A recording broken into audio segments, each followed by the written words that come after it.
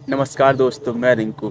तो आज मैं एक्सप्लेन करूँगा 75 हार्ट चैलेंज आखिर होता क्या है।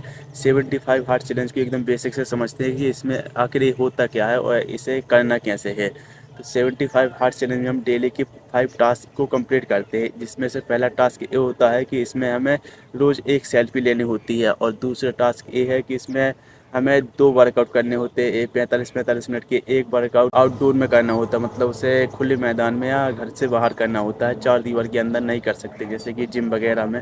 वो खुले में होना चाहिए, ए 75 हार्ट चैलेंज में होता है। और तीसरी चीज़ ये है कि उसमें नो अल्कोहल और नो शुगर वाला फूड हमें कंज्यूम करना होता है। और चौथा टास्क होता है, उसमें हमें रोज़ 4 से लेकर 5 लीटर तक पानी पीना होता है, इतना होता है। और पाँचवीं टास्क मुझे याद नहीं आ रहा है कि उसमें आखिर लास्ट में करते क्या हैं। जब याद आ जाएगा तो मैं उसे बता दूंगा।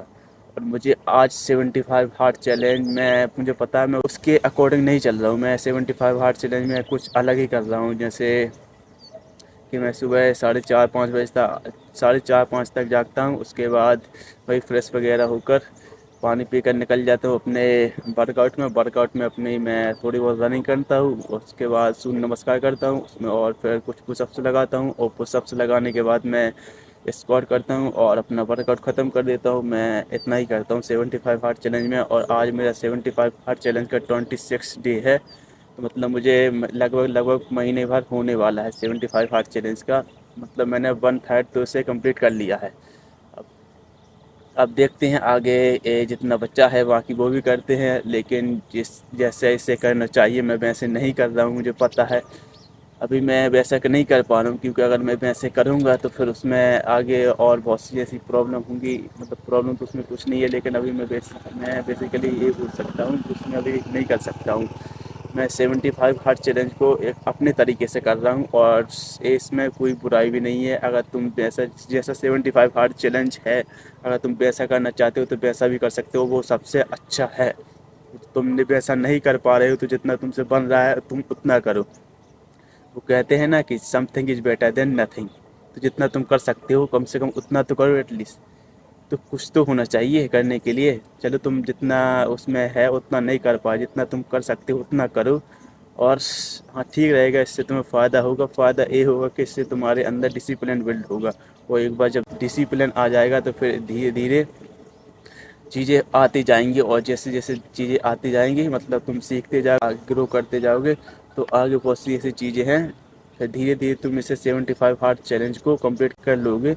और जो हमें बॉडी बिल्डिंग है करनी है, बॉडी बनानी है, तो फिर उसके लिए जिम वगैरह जाना पड़ेगा, प्रॉपर डाइट लेनी पड़ेगी, प्रॉपर जो उसका ट्रेनिंग है या ट्रेनर है उसके अकॉर्डिंग चलना पड़ेगा, उसकी गाइडेंस लेनी पड़ेगी।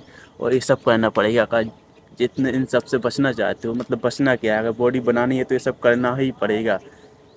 तो अभी तो उसके लिए इतना टाइम नहीं है, और टाइम के साथ साथ पैसा भी नहीं है कि जिम जाकर से उसकी फ़ीस दे सकें, और उसकी प्रोटीन वगैरह डाइट वगैरह वो अफोर्ड कर सकते हैं, और ट्रेनर वगैरह। तो अभी जिम तो पॉसिबल नहीं है। जब जिम के लिए पैसा आ जाएगा तो फिर जिम भी जाने लगेंगे। और जब तक जिम नहीं जा रहे हैं तब तक यहाँ तो आ ही रहे हैं, और डेली वीडियो बना रहे हैं, और यूट्यूब पर डाल रहे हैं, इंस्टाग्राम पर डाल रहे हैं। जितना हो रहा है कम से कम उतना कर रहे हैं, तुम भी करो, बढ़िया है।